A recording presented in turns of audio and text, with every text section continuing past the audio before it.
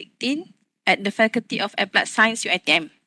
She is a member of Trace Analysis Research Group under Energy and Environment Research Nexus, UiTM.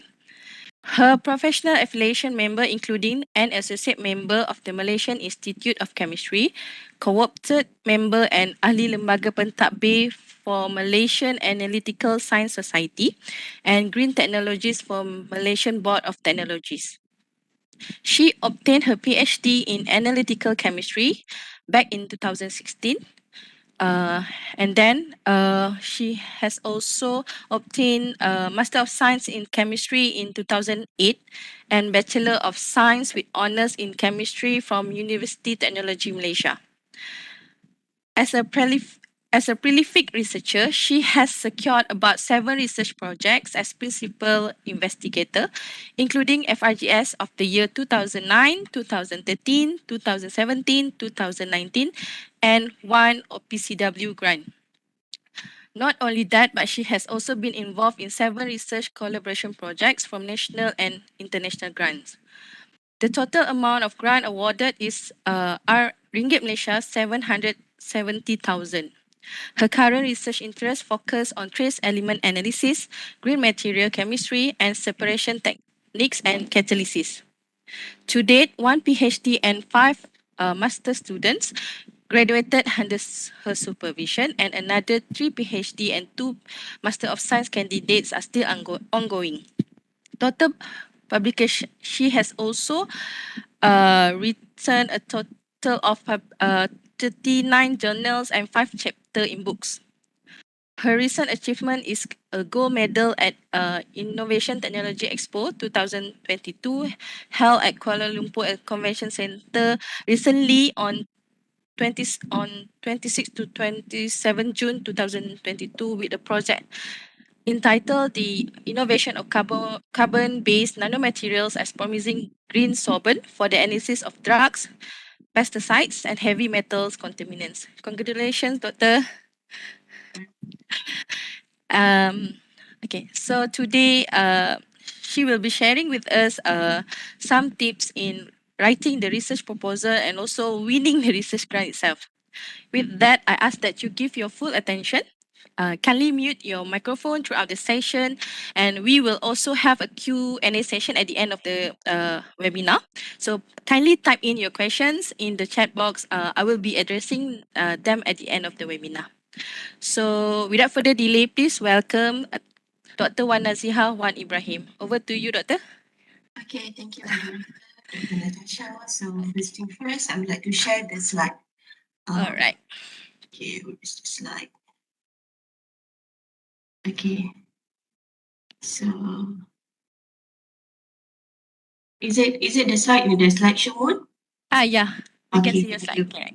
Okay, first thing first, Assalamualaikum, and thank you RMC, thank you UiTM for inviting me to give a sharing session. So it's just a disclaimer lah. This sharing session is more to informal lah. You can interrupt during the session, and this is my personal and our research group punya experience during the application, starting from the write up the application until up to receiving email notification by the OPCWC. Okay, basically I rasa we just move to the main point for this sharing session, and you can download the application form and guideline from the website, and I believe from the RMC email that they have already attached the form. So the latest form application is 14 April 2022. Is quite is slightly different as what I used during the applications. But my application used the version 2015, masih lagi the older version. So the slight difference is only the statement that they mentioned that the review application is twice a year for the current form. But during my time, they stated that the cycle is 1st April and 1st October. Okay, tapi masih sekarang ni, there are no more that statement. Cuma dia mention twice a year. So kita tak tahu when is the review process. Okay. So The second is application procedure. Okay, there are 4 steps. You as a researcher, okay, of course you have to prepare this 3.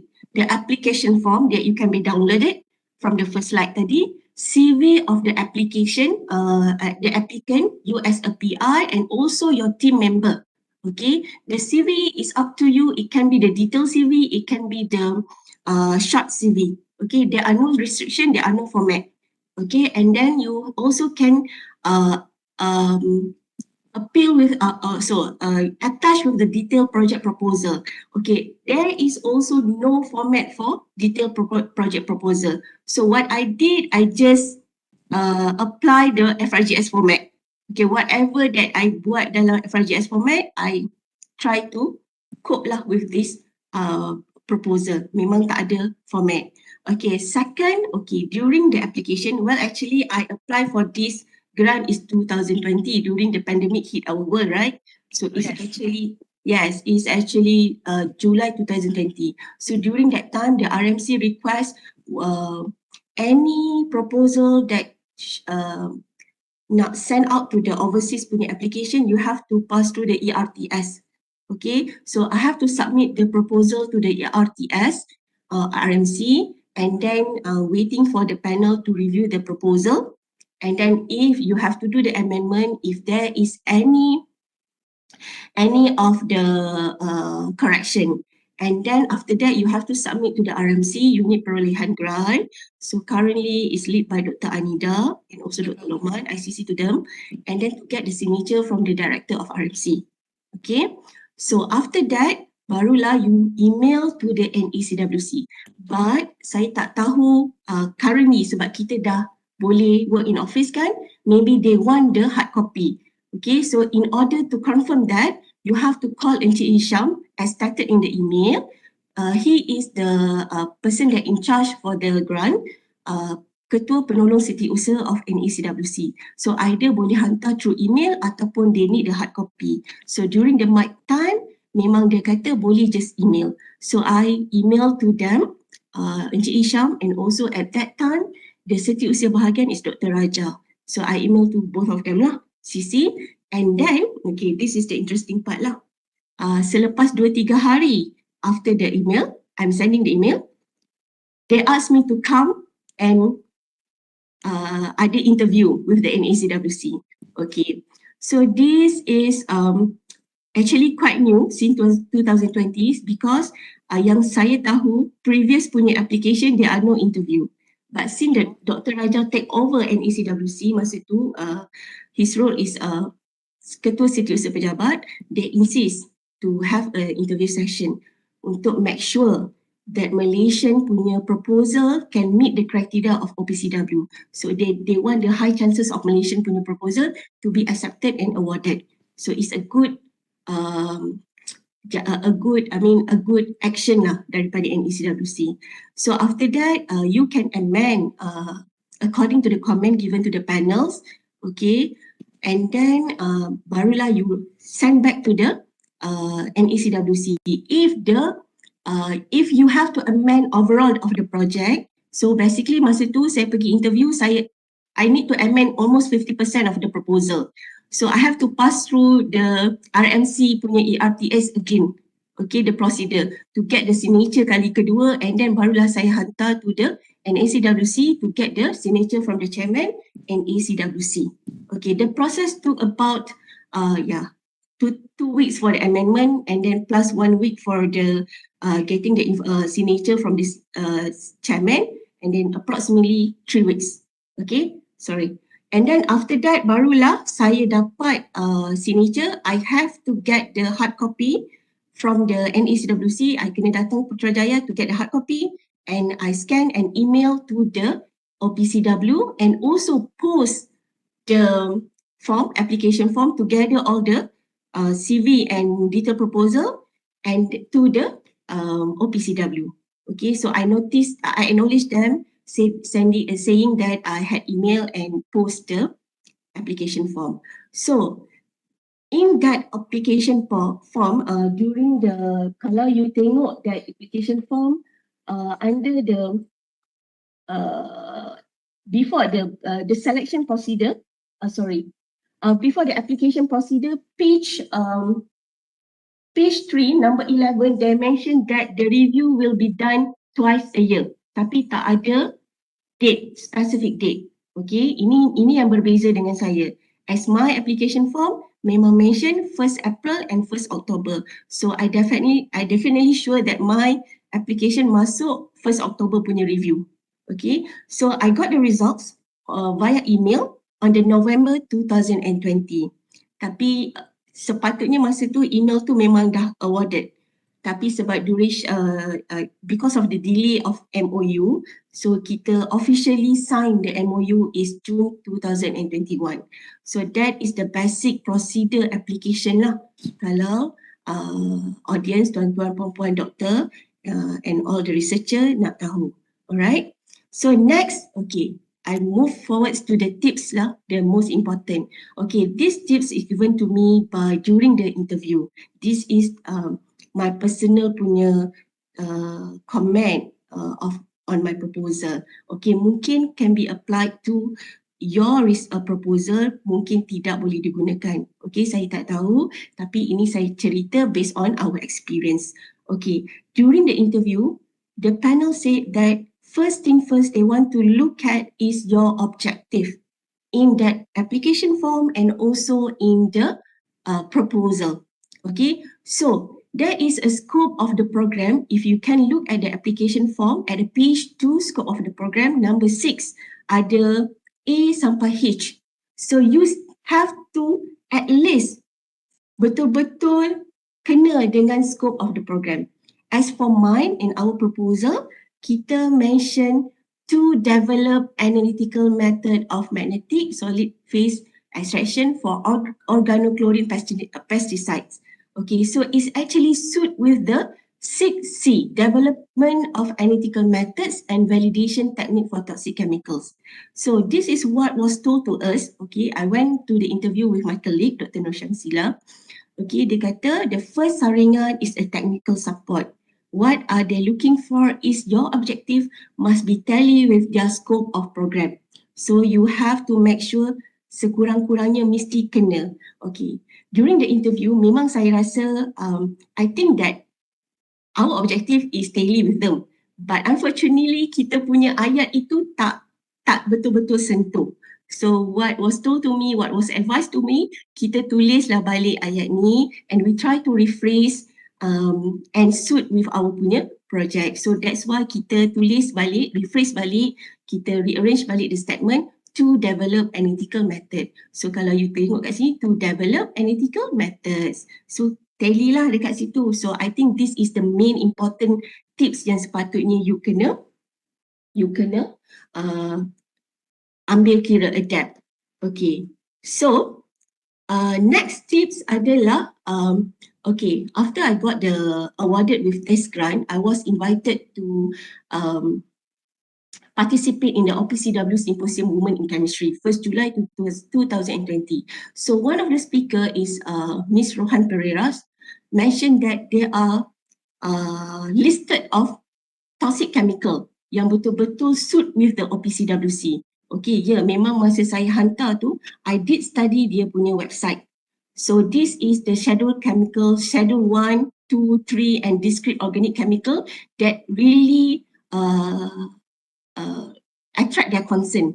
So you boleh tengok in details what is the toxic chemical, what is their focus in this website, OPCW. Go to the convention and then you go to the annex. And then under annex tab, you can download the schedule 1, schedule 2, schedule 3. So try to suit with dia punya scope and also dia punya focus. To make sure that the chances to be awarded for this grant tinggi. Alright, so this is the schedule lah kalau you tengok dekat sini. So you boleh download here. This is what I did before I involved with this symposium. Saya memang download schedule ni, saya memang tengok. Alright. Okay, next tips adalah relevance of the proposed research to your country development goals and to the Chemical Weapon Convention. So, in that your application form memang ada relevance. So since the OPCWC, dia memang encourage developing country. I think Malaysia is one of the developing country. So I rasa the opportunity for us in young lecturer in Malaysia sangat tinggi lah sebab we are in developing country. Okay, so you can look at the page 3 number 8, the eligibility and selection criteria. So mereka akan tengok kat sini lah. So what I did adalah saya go for any policy that's still relevant during the application. So since the policy yang I buat is to detect and determine and validate the toxic chemical chlorinated compound, so I rewrite the sentence to align with the zero waste policy of the palm oil. Sebab saya in our project kita gunakan the palm oil waste to be converted to the valuable material that can be used as a potential solvent to detect ataupun to extract the pollutants. So kita try untuk suit lah kita punya perkembangan country dengan apa yang mereka nak. So that this kind of tips yang boleh enlighten you punya proposal supaya lebih baik daripada orang lain. Alright, so this one you can write in the page 11 number 7 in you punya application form, but it's not limited to that lah. Kalau you punya proposal atau your research interest is different from me, you boleh cari mana-mana policy or any akta that can support your project. Alright, so this is only our own experience lah. Okay, tips number 3. Okay, that at the page 3 number 9, eligibility and selection criteria, you can indicate any ongoing scientific work in your institution that related to the project. Okay, so I think this is you kat sini yang you have to be honest. Okay, some of us memang takut lah untuk letak sebab takut tak dapat. Tapi bagi saya, as my own opinion, I rasa it's better for you kalau you letak. Kebetulan 2019, our group kita I awarded FRGS 2011 for 3 years, which amount of money 112k.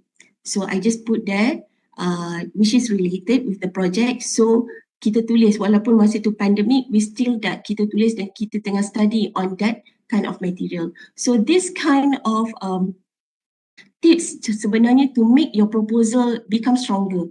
Sebab you nak bagi tahu to the panel that this proposal can be succeeded lah. Boleh completed within the range time. Alright, so just be honest. Kalau ada, kalau tak ada, tak apa, tak ada masalah. Alright, so next is tips number 4 and 5 is your team member. Okay, it's stated in the page 9 for personnel resources team member. Yes, it's stated there maximum is 3 including the applicant. So saya sepatutnya kena letak 2 members sajalah. Okay, tapi but during the interview there are no question on that. Kenapa saya pun tak sure, but I think because I justify each of my team member. Okay, kenapa saya perlukan lebih daripada 3. So ini yang saya buat, mungkin you boleh buat lebih daripada itu, but this is what I wrote in the proposal. We wrote in the proposal, me as a team leader and research supervisor, I'm controlling and I'm observing and managing the work. Okay, Dr. Suhaila to check and monitor the analytical procedure, Dr. Sheila in charge of the design of experiment, Dr. Sufri for the co-researcher, untuk in charge the material and characterization, and our PhD student untuk in charge of the collecting role and assisting with the lab. And make sure there must be a gender balance. So you kena campur lah lelaki perempuan kat dalam tu, tak boleh one gender saja. So we are very fortunate that Dr. Sufri are willing to collaborate with us lah. So dia penyelamat saya lah dalam konsep ni lah. Okay, the tips number 5 is equitable geographical distribution of approved project. So I am actually not sure. Okay, sebenarnya apa? Sebab saya memandangkan in this proposal all of my team member is from the UiTM. So for what we did in this application, kita letak collaborator which outside from the UiTM, one from the Malaysia and one from the luar Malaysia. Okay, so it's actually not part of the team, tapi kita punya collaborator that will help and contribute towards our grant. Okay, itu yang you kena betul-betul take in mind lah. Okay, and this is the tips number 6, paling penting is budget. Okay, during the application form, masa saya punya form adalah 25,000 euro, but the latest one you can go up to 30,000 euro.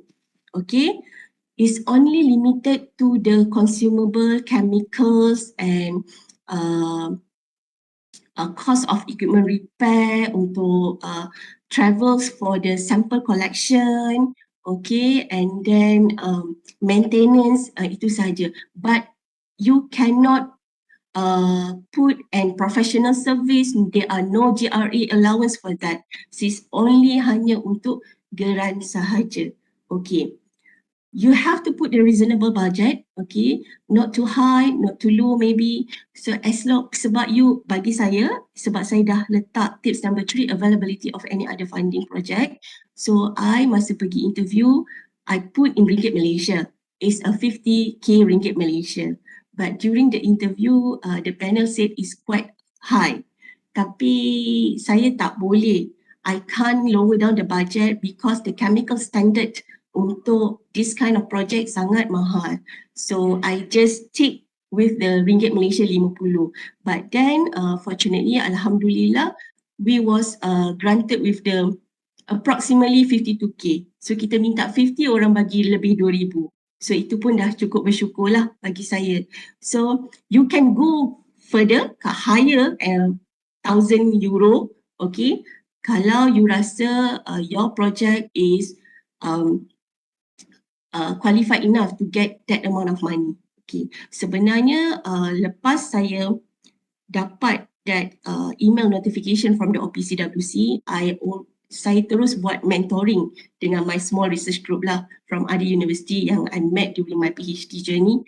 Saya kata this kind of proposal macam memang boleh dapat. So why don't you just give a try? So alhamdulillah, one of them awarded 2000, actually end of 2021 dia dah dapat result. So the MOU dah settle early of 2022. So dia pun dapat amount less than 10,000 euro, which is 9,000 euro something. Alright, but one of the professor in her university memang dapat 25,000 euro. So saya coincidentally terbaca dia punya CV and she include that project. So dia buat on the, mungkin memang betul that project is really suit with the criteria of OPCW. She proposed on the fast determination by sensor to detect the chemical warfare agent. So which is memang betul-betul meet the criteria lah. If you have the capability ataupun you punya project memang up to their standard, then tak perlulah takut-takut untuk go for the higher 30,000 euro. So just go for it. Okay. So page number 5, tip number 7, page number 5, number 70, selection procedure. So again, during the review, apa yang mereka akan tengok is you punya objective. I did mention in the earliest part, objective must be tally. Okay, and the project has sufficient scientific merit. So I kata I will publish at least one scopus, but there are no restriction during the report that you akan publish. Okay, dia ada format of publication, tapi bila I sign the MOU, tak ada pun clause yang mengatakan you kena buat publication. But kalau ada publication, you have to acknowledge the OPCW for the grant. Okay, so you have to put in the existing resources and instrumentation in your university supaya is adequate lah untuk implement the project. Itu kriteria yang mereka tengok. Okay, so the resources and related funding justified lah, as I did mention previously. So you kena justify each one. Okay, in that proposal, yes, I do put the standard price. Okay, I did not just mention that consumable 4,000 euro, no. I list down the chemical standard, but I did not attach the quotation. Okay, so but I did put the website of Sigma Aldrich just for them, just if they want to look for the price. So kita justify kenapa kita apply for that amount of money. Memang standard mahal, so I just justify on that. That is how we justify. Okay, so okay, this is the NECW part lah. Bila you dah write, you dah dapat signature from the director, so you have to email to them, to Encik Insinyur Teknologi, Encik Muhammad Nur Isham Umar lah. Now is Ketua Penolong Setiausaha. And then masa saya hantar 2020, Setiausaha bahagian dia adalah Dr. Raja Subramaniam. So now bila saya tengok balik dekat website NECWC, is already replaced by yang berbahagia Datuk Agus Salim Yusof. So I really don't know apa prosedur NECW, is this the interview still lagi diperlukan ataupun tidak. But recently, one of my friend from other research university dah submit for the application and still ada interview. And one of the panel is Encik Muhammad Nur Isham.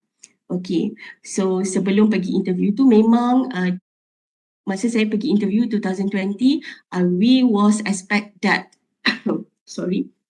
we was expect that there are banyak candidate untuk interview tu. Rupanya kita pergi tu, we are the only one lah masa tahun tu. So mereka expect saya bawa the whole saya punya member, tapi saya pergi berdua je dengan Dr. Nur Sheila. Dan the panel is berdua saja, Encik Muhammad Nur Hisham and Dr. Raja. Both of them are very expert in, of course, chemical weapon convention, sebab Encik Muhammad Nur Hisham is a former employer at the OPCW HQ. So he know everything about the procedure. So all the comment given to us during the interview sangat-sangat membantu. And Dr. Raja Subramaniam masa tu, dia memang comment each of the content daripada title sampailah sekecil-kecil proposal. Sebab tu I have to amend almost 50% of the proposal. Since masa saya pergi interview is on August 2020, we still have time to submit before the deadline 1st October. So I request for amendment and then hantar balik. Okay, so saya rasa that is the tips during the interview sangat-sangat membantu. Okay, I did mention, okay, this is the letter lah. Kita submit and I think middle of September and 11 November 2020, kita dapat email OPCW direct to the PI. Okay, so sebab masa ni saya pun macam percaya dengan tak percaya. So saya pun, sebab dia mention is considering. So saya pun tak tahu offered ke tidak. Okay, tapi bila tuan-tuan perempuan doktor, Profesor Madia dapat, just directly to the UPG untuk for further action. Kita as a PI, kita tak tahu what is the correct procedure, okay, to sign the MOU. So they know better, so bila you dapat email ni, directly pergilah. And for your information, payment of the financial for OPCW ni, dia ada staggered. Dia ada 3 stage. The first stage dia akan bagi 50% untuk the first year. Okay, I already reached that amount, so I have to submit the report. Okay, and the second year dia akan bagi 40%. Okay, the 10% dia akan keep until you submit the completion project report. Okay, so the 10% tu you have to keep the receipt. Bila duit masuk barulah you claim. That is how they work. Alright. So saya, all the tips given hari ni adalah I collect from myself, our experience, and from 2 of member yang saya kenal, yang saya betul-betul kenal, yang dah went through the interview. Okay, so saya harap ini sangat-sangat membantu. Dan the information that given to me, that masa 2020 saya tak tahu berapa ramai yang dapat, but when 2021 rasanya ada 6 researcher from Malaysia yang awarded with this grant. So saya rasa sangat-sangatlah there is a very high chances for us in Malaysia untuk try this kind of grant, sebab kita memang bawah mereka punya perhatian. We are developing country, kita ada chances lah to get. So don't wait, just go for it. Okay, so this is our researchers in this team yang help me a lot throughout this application and procedure. So saya sebenarnya dah pernah bagi saring session ni dekat our faculty member last year 2021 August. Okay, so this is I punya perjalanan hidup lah, career path in UiTM. I started at 2009. Sebenarnya saya dah tahu this OPCW grant since 2011 lagi. Okay, masa tu two of our faculty member awarded with the grant with a quite huge number of them. If we converted to ringgit Malaysia is 100k ringgit Malaysia. Masa tu saya sangat impressed. But then I have no courage at all masa tu sebab kita pun masuk belum ada PhD. So saya just keep in mind lah. Kata one fine day I will get this kind of OPCW punya grant.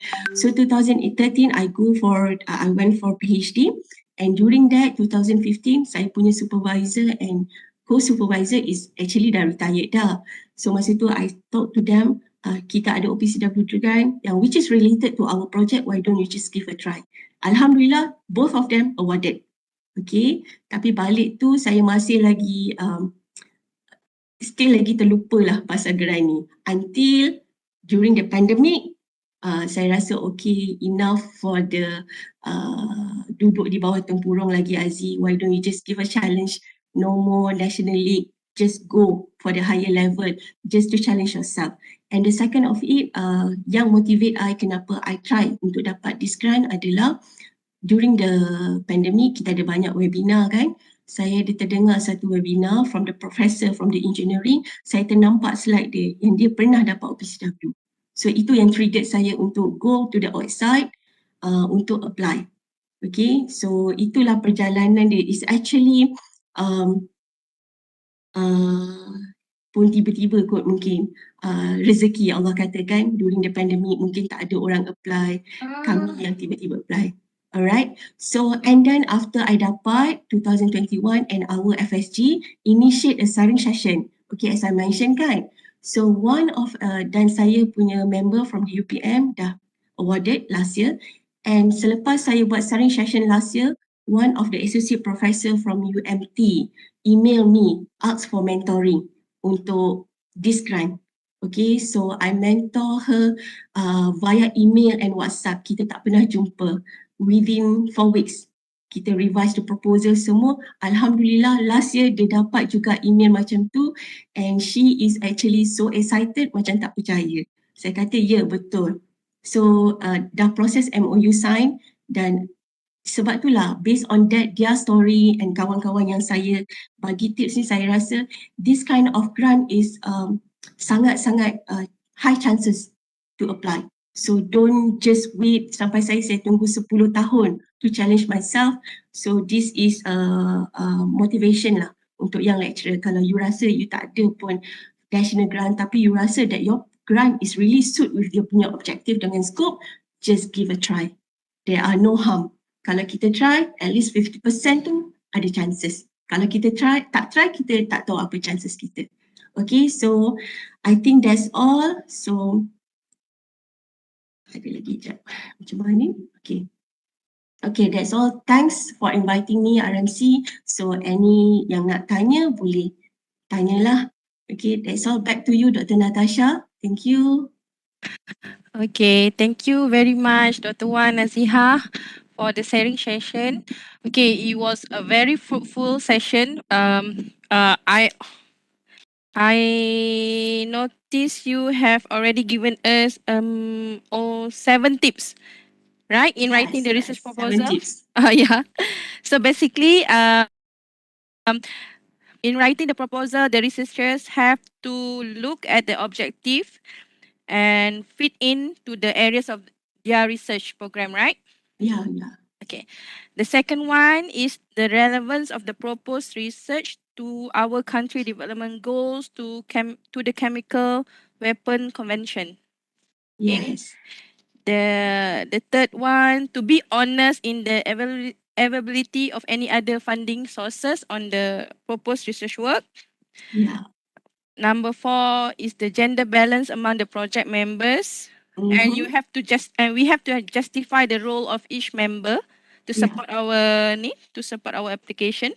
Mhm. Number 5 is the equitable geographical distribution of approved projects, and also number 6 is the budget but limited to limited to consumables. We cannot apply for funding for the GRA allocation wage, right? Yes. And the last one is the selection of procedure. What is this? The proposed research must meet the objective of the Yes. program. All right. Yeah.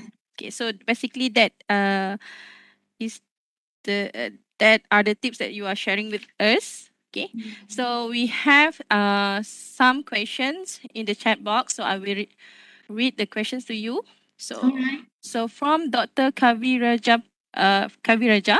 So Doctor, any tips on how do we conduct the research if no wage allocated for GRE? Okay, thank you, Ah. Dr. Kaviraja. Uh-uh. Okay, as I mentioned, of course, I do have support other funding from the national grant before we conduct. That is how we need to. I think you have a lot of any GIP grant. If you do have any postgrad student lah, maksudnya of international grant, mostly there are no GRE. They are only offered us on the consumable. So in order to conduct the research with no wage allocated for the GRE, so you have to find other national grant yang support for the GRE. So in UiTM, of course, we do have the GIP, we do have the MIRA, SRP, and also national for FRGS lah, fundamental. I do hope that's answered the question from Dr. Kaviraja. All right. Another question from Dr. Hyo. Great presentation. Can we have Oversea collaborators for this project? Yes, Dr. Hyo, you can have the collaboration. There are no restriction. There are no in the application. So kalau you dah ada you ada collaborator and one of the team member, and it's okay. I think it's a value added to your proposal. All right. Okay, so another question from Dr. Kaviraja. The budget must be planned in RM or any other specific currency? Okay, Dr. Raja, this one I advise untuk buat in euro. It's better, it's more easier for them untuk bagi, sebab at the last mereka akan mention what euro, the value is in euro. So it's better for you write in euro in your budget, in your application form. It's more easier for you and them. Okay. Okay. So any other question from the floor?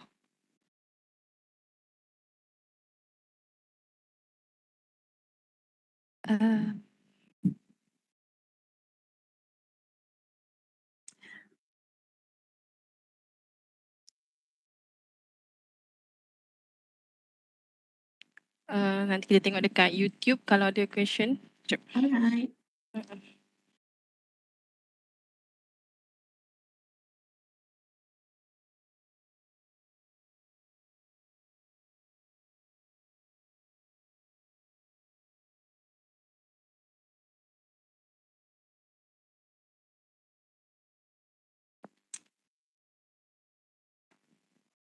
So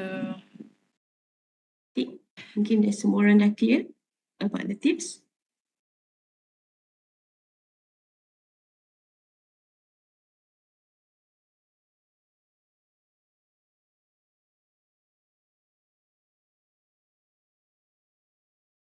Hai. Okay. Boleh silakan. Hai Dr. Wan, saya Kaviraja sini. Sorry, malas nak type sebab tu nak terus unmute dan tanya. Doktor, kalau kita tengok dekat website, dia punya application form tu sekali dengan guidelines kan? Yes. So, kita buat proposal tu dekat our own Word document macam tu ke? Okay, sebenarnya kan Dr. Kavi, kita what I did, I convert it to words dulu. I converted the form to the words and then I write in. inside dalam kolom tu lah. So of course their margin akan lari sebab the form is in the box application tu, but you have to adjust. Okay, alright. Okay, thank you, Doctor. Alright. Doctor, there's a question in the chat box. Dr. Okay. Nazihah, daripada Dr. Ahmad Husaini, Dr. Nazihah, untuk apply OPCW mesti ada PhD ke? Oh, Dr. Ahmad Husaini, there is no restriction on that. You boleh je apply. As I put in the last slide kan, kalau you perasan, okay, not second last slide. 2011, Encik Muhammad Sufri is currently is doctor. Masa tu dia dapat, dia masih lagi belum doktor. Plus the amount yang dia dapat tu is much higher than me. So saya rasa everyone is potential untuk dapat. Cuma you nak buat ke tak? Tu je. Okay. Cuma kita perlu pastikan kita punya proposal tu fit in dia Objective. areas of research lah kan. Yes, betul. Betul. Okay. Sebab sebelum ni bila saya dapat tajuk ni saya macam ni nak kena buat apa tu kajian senjata kimia ke macam mana. Tapi bila saya baca proposal saya baca dia bila kalian okay, now saya faham. Alright. Dia not really lah, tapi but if you can, of course kita tak boleh study on that because the restriction kan kita kena legislation banyak. Yeah. You can propose for the stimulant chemical warfare agent. Yang Okay. molecular structure yang which similar to them, to that kind of CWE. So sebab saya rasa that kind of title is ada higher chances to get. Okay. Betul. Right. So any other questions from the floor?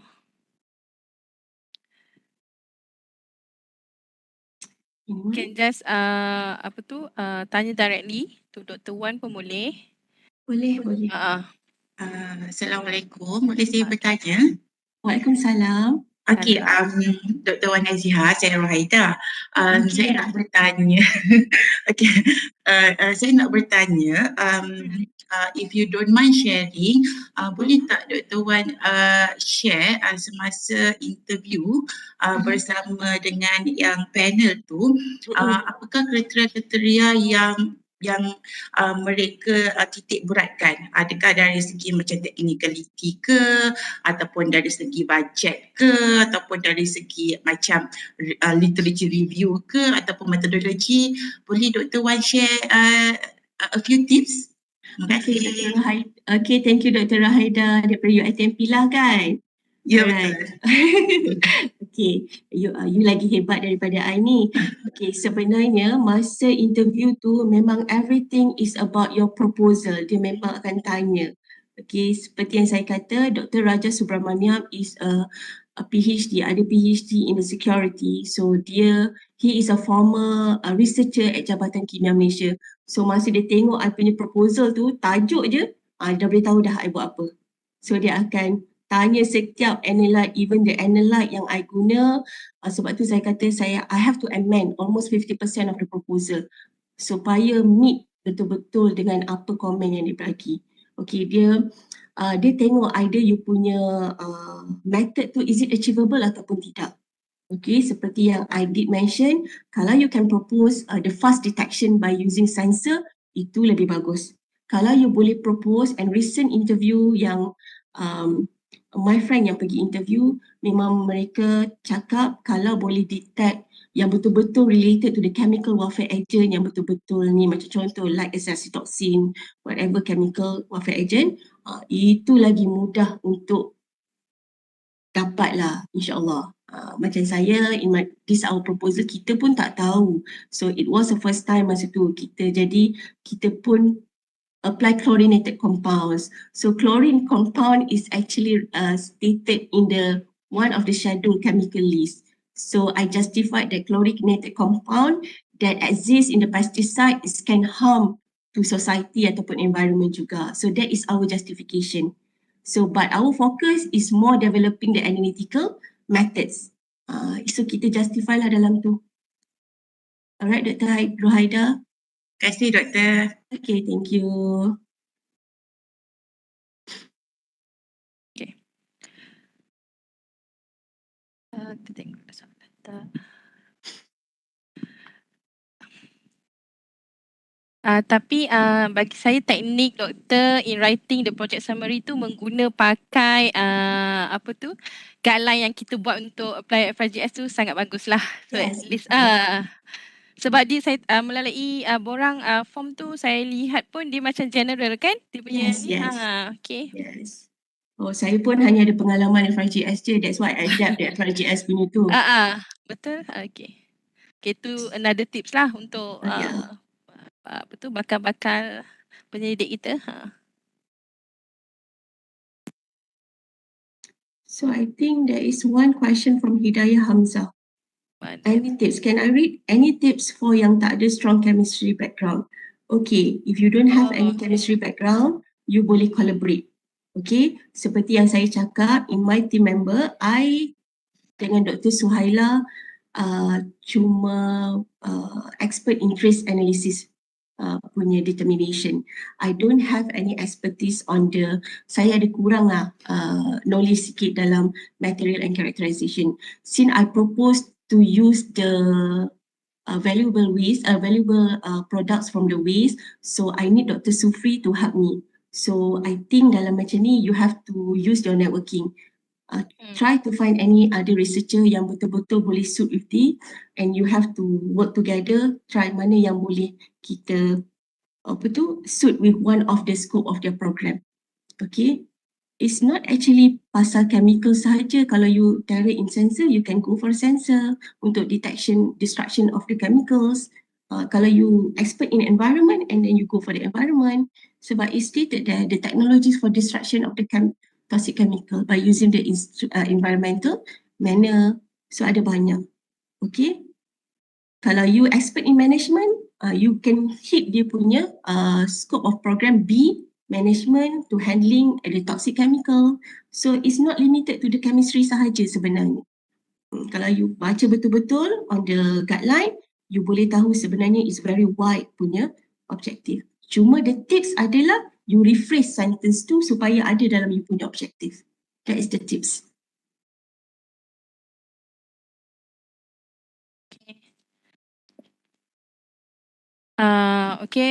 Small reminder to all the attendees, please fill in the Google form link in the chat box for your attendance and also jam latihan, right? So any more questions from the floor?